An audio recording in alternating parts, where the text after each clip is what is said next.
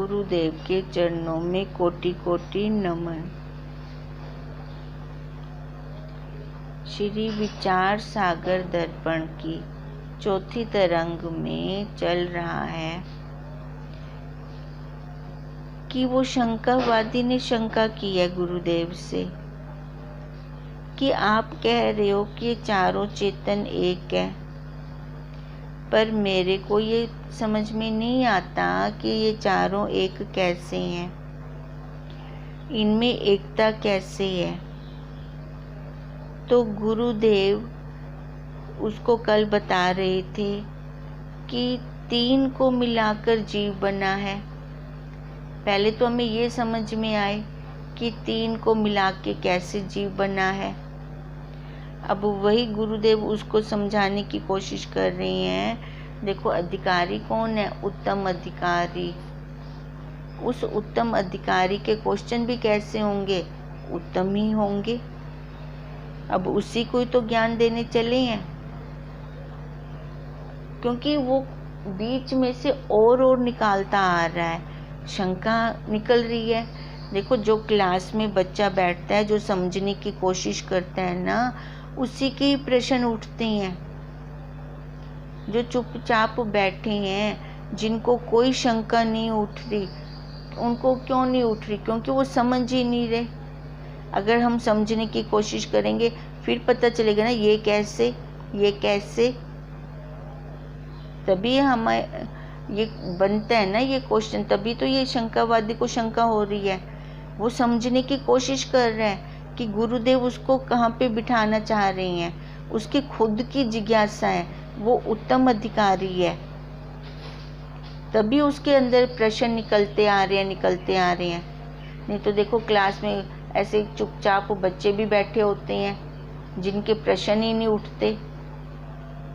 उठेंगे तो तभी जब उनको अंदर से वो प्रश्न निकलेंगे, वो क्वेश्चन को समझेंगे, उनकी जिज्ञासा होगी, उनका खुद का प्रश्न होगा, खुद का सवाल होगा। ये जिसका खुद का सवाल होता है वही समझ सकता है।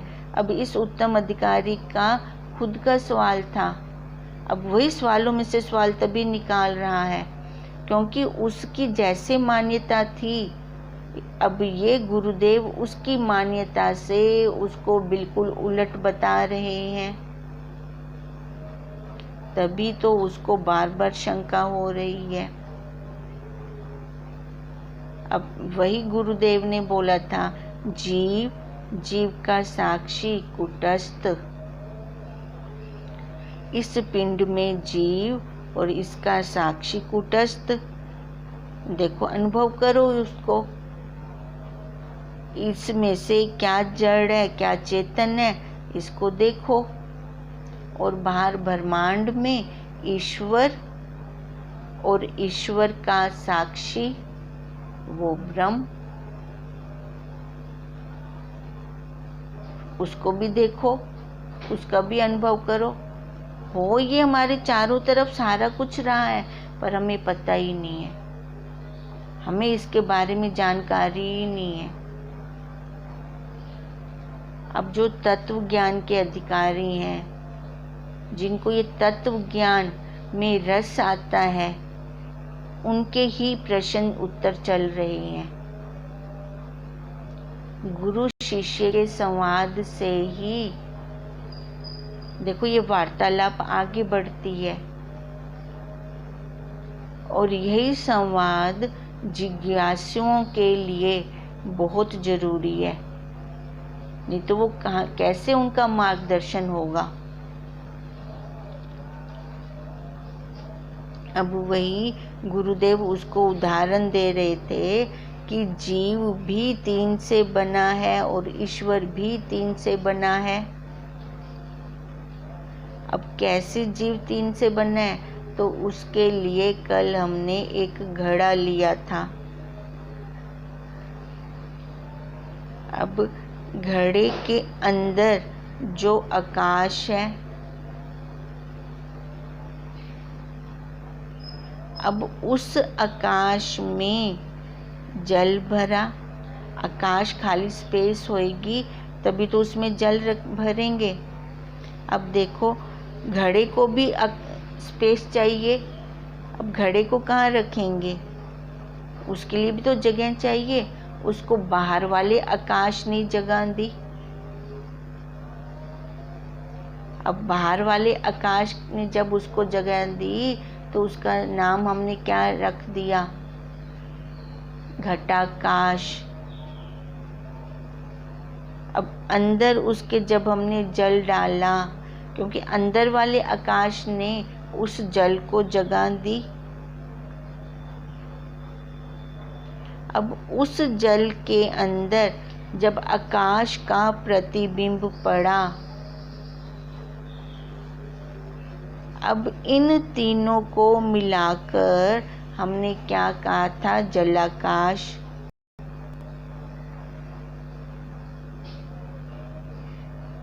एक मटका, मटके के अंदर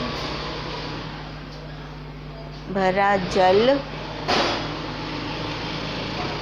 जल में आया आकाश का प्रतिबिंब। 3 हो गए। यही हम कल कह रहे थे। तीनों को मिलाकर हमने क्या कहा था, जलाकाश।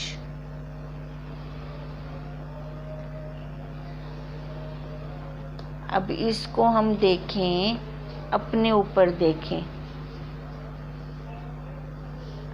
इस सृष्टि में, इस संसार में देखें कैसे घड़े की जगह पे हमने रखा यह शरीर। तो ये क्या हो गया, घटाकाश। क्योंकि चेतन, चेतन मतलब वो आकाश, वो सत्ता, उस सत्ता ने इसको जगह दी, घड़े को, इस घट को जगह दी, इस शरीर को जगह दी। अब जैसे उस मटके के अंदर, अब मटके के अंदर आकाश हमने डाला था कि वो स्वतः ही आया था, खाली हमने एक उपाधि बनाई थी मटके की। ऐसे उसने ये उपाधि बना दी एक शरीर की, आकार, आकार बना दिया। अब आकार के अंदर जैसे मटके में आकाश स्वतः था, हमने डाला नहीं, ऐसे ही वो सत्ता स्वतः है, हमने डाली नहीं। मटके के अंदर हमने क्या डाला था, जल। अब इस श्री रूपी मटके के अंदर हमने क्या डाला, चित्त रूपी जल। अब जो ये चित्त रूपी जल है, यही सबसे ज़्यादा खतरनाक है। ये जैसी आकार आया, आकार के अंदर उसने सारे पुर्जे सेट करके, फिट करके भेज दिए। अब ये ऐसा पुर्जा है, देखो विशेष रूप से तो वो चित्त है, पर ये 4 का बॉक्स है। ये एक 4 के बॉक्स में मन, बुद्धि, चित्त, अहंकार, ये चारों पुर्जे आ जाते हैं। इनमें से ये चित्त रूपी जल, यही चित्त, अब जल के ऊपर वो प्रतिबिंब पड़ता है ना, ध्यान दें हम। पुराने ज़माने में शीशे नहीं होते थे, दर्पण नहीं होते थे, तो वो अपने जब तैयार होती थी महिलाएं तो कैसे देखती थी हार श्रृंगार अपना, वो जल भर लेती थी एक बर्तन में, तो वहाँ से देखती थी अपना प्रतिबिंब, ऐसे वो देखते थे। अब क्योंकि जल में प्रतिबिंब पड़ता है, अब जल में प्रतिबिंब तब पड़ेगा जब उसमें आकाश होगा। वो आकाश जब उसको जगह देगा तभी तो उसके अंदर वो प्रतिबिंब आया। अब यही कह रहे हैं, गुरुदेव समझा रहे हैं कि ये चित्त रूपी पुर्जा ऐसा है कि ये फोटो खींच लेता है। देखो हम कहीं पर भी जाते हैं तो वहाँ से हम संस्कार लेके आते हैं कि खाली हाथ आते हैं। भले जिससे मिले थे वो हमारे सामने नहीं है, हमारे सामने नहीं बैठा वो, पर उसके संस्कार घर में आके कैसे फूटते हैं। बैठो ध्यान समाधि पे, बाहर से घूमा और ध्यान लगाने के लिए अपने आसन पे बैठो तो देखो सबसे पहले वो संस्कार आएंगे जो ऊपर ऊपर संस्कार होते हैं। अब यही गुरुदेव समझा रहे हैं कि ये जो संस्कार हैं ये कौन से पुर्जा, इसके लिए कौन सा पुर्जा है, ये चित्त रूपी पुर्जा, इसी के ऊपर ही प्रतिबिंब पड़ता है। तभी तो गुरुदेव कहते हैं कि दर्पण बनो, कैमरा मत बनो। पर हम कैमरा बन जाते हैं, फोटो खींच के आ जाते हैं। अब शीशे के आगे जो भी आता है वो उसको दिखा देता है, उसके संस्कार अंदर जमा नहीं करता। अब इसलिए गुरुदेव हमें कहते हैं, आज हमारा श्री योग वशिष्ठ में भी यही चल रहा था कि जब तक ये चित्त उपशम नहीं होता तब तक ये संसार, ये जगत भरम नष्ट नहीं होगा।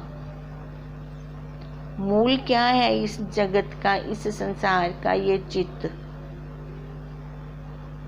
अब यही श्री योग वशिष्ठ में भी वशिष्ठ जी ने राम जी से भी कहा था कि हे राम जी, यह संसार चित्त की सफुरना है, चित्त फुरा तो जगत है, और चित्त ना फुरे तो कोई संसार नहीं है। अब ये प्रसंग वशिष्ठ जी तो सुना रहे हैं राम जी को। उस प्रसंग में ये भगवान जी, विष्णु भगवान जी गादी ब्राह्मण को बता रहे हैं, उस ब्राह्मण का संशय निवृत्त करने के लिए कि हमारा फूटना चित्त से ही हमने ये सारा कुछ मान रखा है, नहीं तो ये क्या है, सारी माया है। ना कोई जगत है, ना कोई संसार है।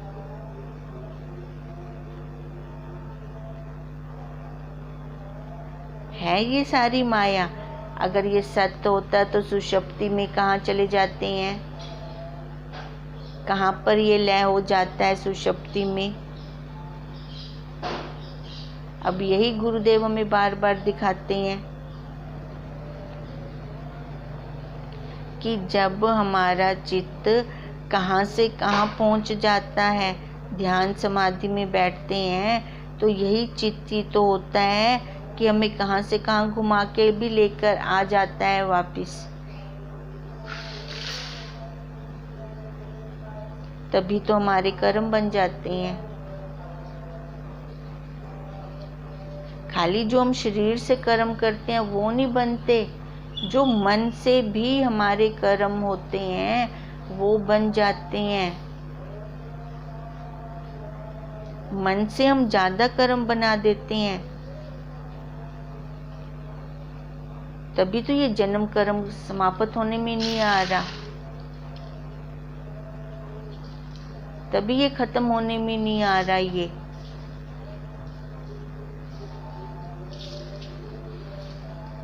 इसका हम सबको अनुभव होगा। कैसे वो नारद जी जब देखने गए थे संसार, पहले उस स्त्री के बेटे को लात मारी तो उस स्त्री का मन नहीं फुरा। अब जब ब्रह्मा जी ने ये मन रूपी पुर्जा, ये चित्त रूपी पुर्जा लगा दिया, फिर जाके उसका मन फुरा तो देखो उसके कर्म बन गए। फिर पहले कोई कर्म नहीं थे, पहले भी उसने वही का वही क्रिया की, नारद जी का सत्कार किया, उनका पूजन किया, उनको खाना खिलाया, उसके कोई कर्म नहीं बने। पर उसी स्त्री ने जब दूसरी बार उसके मन में ये आ गया, वैसे सत्कार किया, वैसे पूजा की, पर उसके मन में आ गया कि मैंने सत्कार किया, मैंने इनकी पूजा की, तो देखो उसके कर्म बन गए। तो अब ये कहाँ से निकला? ये सारा चित्त से। यही वशिष्ठ जी भी राम जी को बार बार यही उपदेश दे रहे हैं कि ये संसार जगत ये कुछ भी नहीं है, केवल अपनी फुरना से खड़ा है। अब ये फुरना कहाँ से हो रहा है? अपने चित्त से। आज का हमने जो प्रसंग पढ़ा था, हमें ध्यान में रहे, उसमें बार बार चित्त बोला गया है, मन नहीं कहा। क्या बोला है? चित्त। जब तक चित्त ये उपशम नहीं होता, चित्त को नष्ट नहीं करते, मन का नाम नहीं लिया। अंतर दोनों में बहुत ही थोड़ा है। अब चित्त को ही क्यों कहा गया?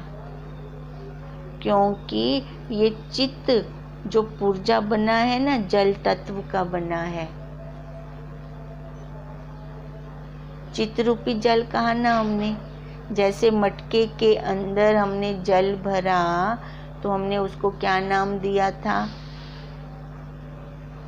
इधर उसको जलाकाश तभी कहा था, इधर जल कौन सा भरा था? चित्त। चित्त रूपी जल, क्योंकि ये चित्त जल तत्व का बना हुआ है।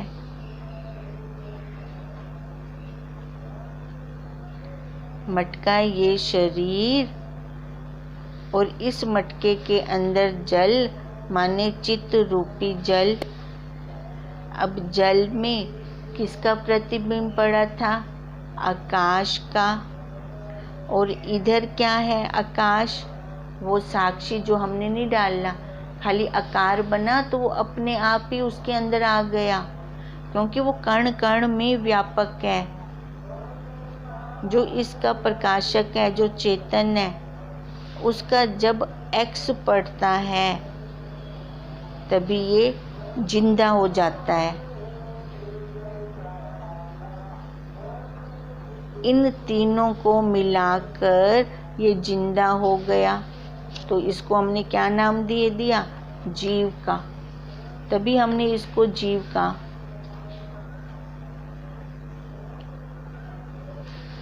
अब यही गुरुदेव बार बार उसको समझा रहे हैं।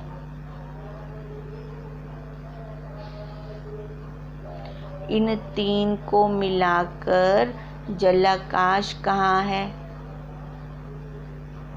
इसी को ही जीव कहाँ है?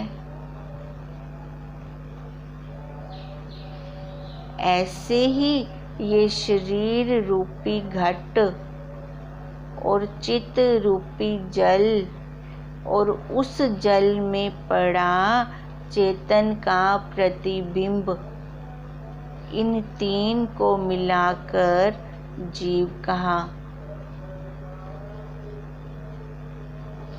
अब देखो, हम कहते हैं कि हम बढ़ रहे हैं,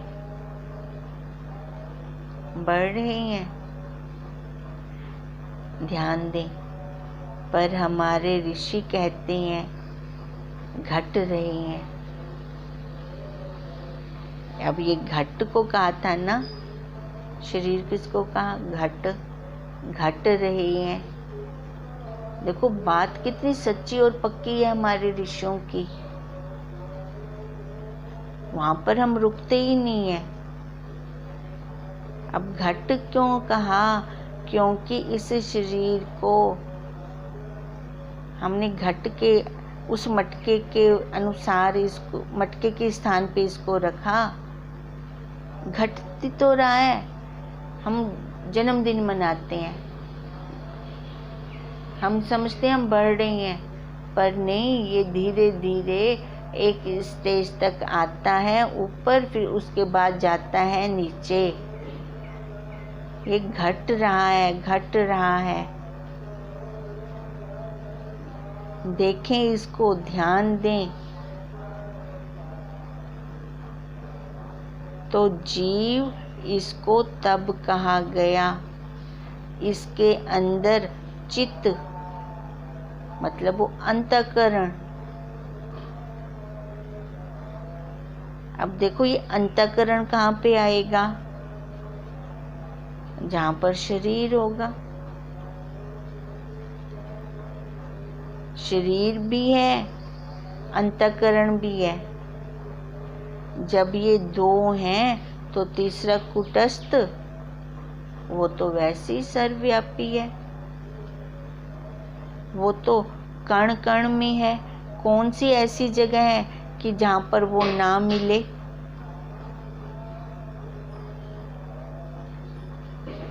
अब देखो, मृत्यु के समय ये घट तो पड़ा होता है घट, और कुटस्थ भी, वो साक्षी, वो भी वैसे का वैसे है, कहीं नहीं आता जाता। पर उस समय क्या नहीं होता? कौन सा पुर्जा नहीं होता? कौन सी त्रिपुटी टूट जाती है? उस समय चित्त रूपी जल नहीं होता। देखो, जब किसी की डेड बॉडी लेके जाती है ना, तो एक मटका भी साथ में लेके जाते हैं। वो क्रियाकर्म करने से पहले, संस्कार करने से पहले मटके को तोड़ते हैं। तो वो मटके को क्यों तोड़ते हैं?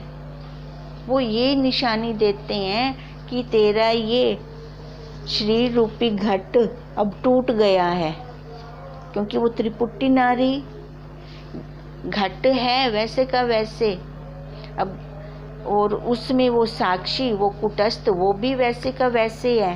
तीन को मिला के कहा ना इसको जीव। अब तीसरा क्या था? जल, वो चित्त, वो नहीं है। अब जब मटका टूटता है तो जल बह जाता है, जल बिखर जाता है। उस जल का हम कहीं कहाँ उपयोग कर सकते हैं? ना खाने में, ना पीने में। अब ऐसे ही उसको वो जो बॉडी लेके जाते हैं, उसके आसपास ही घूम रहा होता है वो जीव सूक्ष्म। तो उसको दिखाते हैं फिर ये भी, तेरा अब ये घट टूट गया। मटका तोड़ कर दिखाते हैं उसको कि तेरा ये अब घट टूट गया है। वो चित्त रूपी जल, अब तू इस मटके से बाहर आ गया है। अब दोबारा इस मटके के अंदर नहीं जा सकता।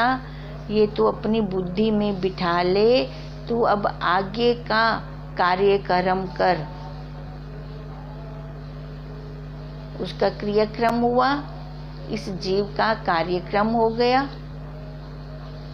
आगे की सोच, अब तू आगे चल, आगे अपनी यात्रा पूरी कर।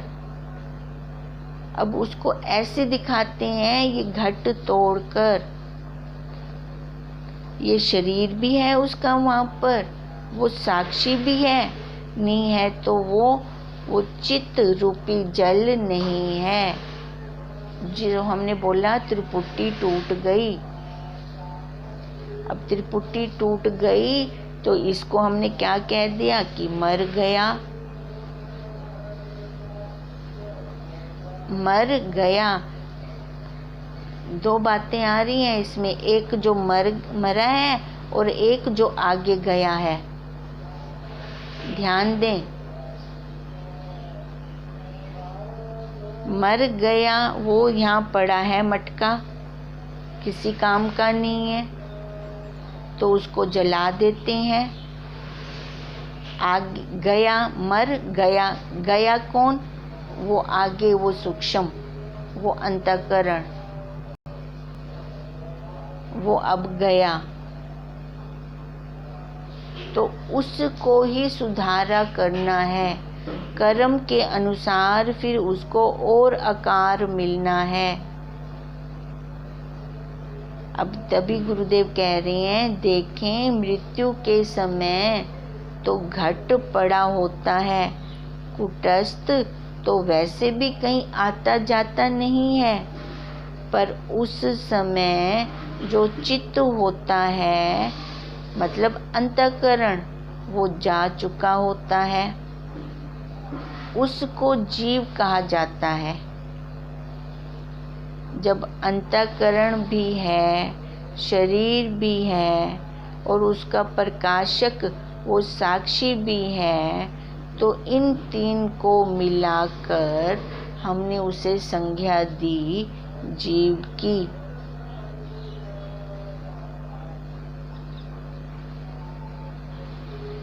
अब वही हमारा चल रहा था कि गुरुदेव बता रहे थे कि तीन को मिलाकर ये जीव बना है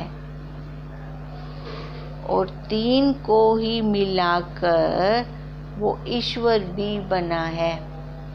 पहले हम जीव को खोल रहे हैं अच्छे से कि हमारी बुद्धि में बैठ जाए। अब जीव के लिए हमने उदाहरण कौन सा लिया था? वो मटका हमने सामने रखा तो हमें जल्दी से समझ में आएगा। ठीक है, इसको फिर हम आगे कल और करते हैं। जैसे जैसे हमारा चल रहा है वैसे वैसे इसको हम ध्यान में लें और मटके को सामने रख के इसका प्रैक्टिकल करें। ओम तम नमामि हरिं परम, ओम तम नमामि हरिं परम, ओम तम नमामि हरिं परम। ब्रह्म स्वरूप गुरुदेव के चरणों में कोटि कोटि नमन।